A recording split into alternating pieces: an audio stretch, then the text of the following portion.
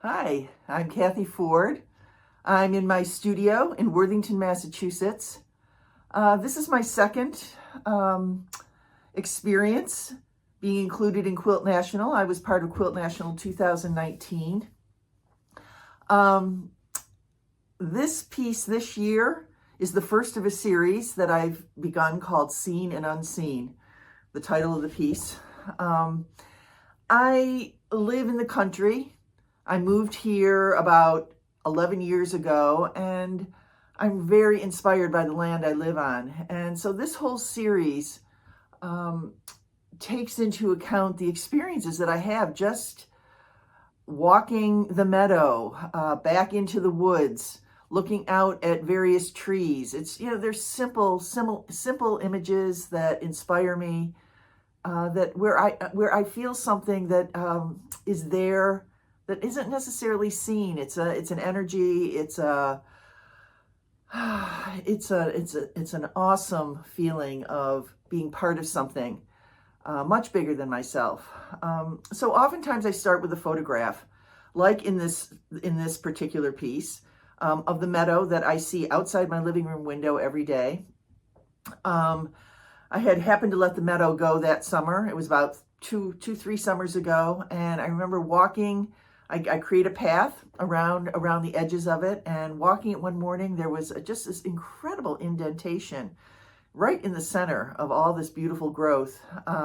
Clearly, it had been a series of deer. Something had spent the night there, and it was an amazing after sensation of the energy of who these beings were was still there. It was a very simple image that I translated into more of a collage than an actual pieced top. I'm very drawn to creating a blank canvas with a back and batting and beginning to layer fabric on top of that. Oftentimes I will piece many of these, piece them in a traditional way.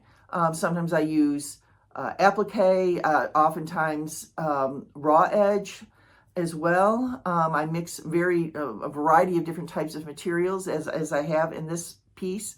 This is also the first piece that I quilted on a Q20 long arm. I have a tabletop model where I can move the piece. So there's a lot of heavy stitching in this, where I took advantage of exploring the possibilities with this new wonder that does one thing incredibly well. The kind of stitching that you can do with the free motion quality of this machine. I did a lot of hand stitching on it as well. The result is something that's very cohesive in a lot of ways because of the stitching. I really like to incorporate the stitching as part of the design. I never really know exactly how it's going to go.